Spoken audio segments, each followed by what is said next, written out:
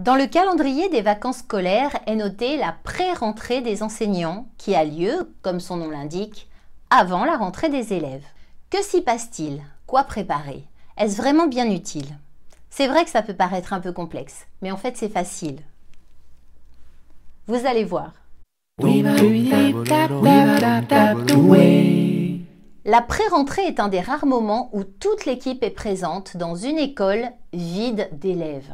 Une journée entière pendant laquelle on a le temps de se rencontrer, échanger, réfléchir ensemble, se mettre d'accord, négocier, découvrir. Surtout quand on est le nouveau de l'équipe. Et même si certains sont restés ou revenus dans les locaux pendant juillet et août, pour aménager leur classe, ranger le matériel, déballer leurs commandes, la pré-rentrée est la journée lancement de l'année et permet de finaliser les projets d'équipe et d'école. La journée commence en général par la présentation de l'équipe.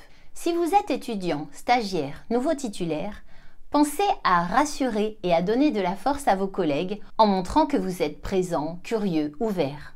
En effet, accueillir un jeune enseignant peut laisser envisager un surplus de travail pour aider, accompagner, informer, et c'est parfois une source d'anxiété qu'il est facile de dissiper quand on sent un investissement qui va rendre un échange et un partage plaisant et intéressant. Alors dites-leur que vous êtes heureux de rejoindre l'équipe, que vous avez envie d'apprendre. Intéressez-vous aux projets des uns et des autres. Demandez peut-être à y être intégré. Posez des questions. Et pourquoi pas proposer vous-même un projet qui pourrait enthousiasmer vos collègues pour mettre à profit vos compétences spécifiques.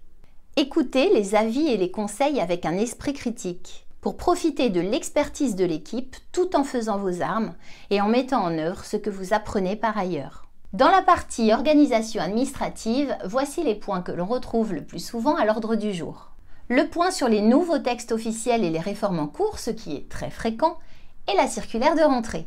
La répartition des classes, les effectifs, l'organisation de la rentrée, si elle est échelonnée ou non, comment et où on accueille les parents et les élèves, les plannings des salles communes et les créneaux de piscine, gymnase, bibliothèque, les horaires et les services de récréation, l'organisation des réunions avec le calendrier des conseils d'école, de cycle, des maîtres et les réunions de parents, en fait l'organisation des 108 heures que vous pourrez voir en détail dans la vidéo de Entrer dans ma classe.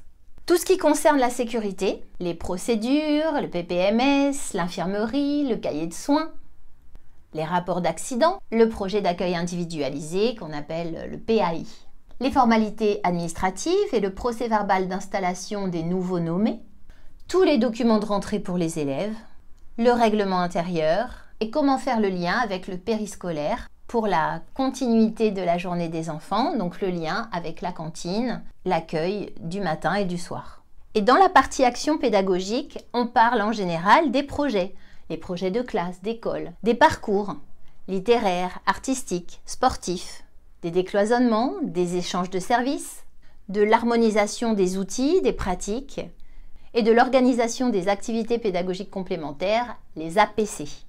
Avant ou après cette réunion d'équipe, chacun peut s'organiser dans sa classe pour être prêt à accueillir ses élèves. Alors si vous n'avez pas eu l'occasion de venir pendant les mois d'été, il faudra aménager la classe, déballer les commandes, préparer le matériel, voir quel affichage mettre pour donner des repères aux élèves dès le jour de la rentrée. Et quand on arrive dans une école, il est important de fouiller. Les armoires et les réserves sont pleines de trésors. Il est vraiment important de voir quel est le matériel à votre disposition, aussi bien pour le sport, pour les arts plastiques, que pour des jeux de manipulation dans tous les domaines d'apprentissage.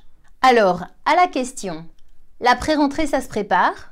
Je réponds oui, en sachant comment vous présenter. En arrivant avec une idée des réponses que vous attendez, des questions à poser, des choses à chercher, à trouver, des idées de projets à mettre en œuvre dans votre classe ou en décloisonnement. Ainsi, vous gagnez un temps précieux et vous êtes instantanément au cœur de l'équipe.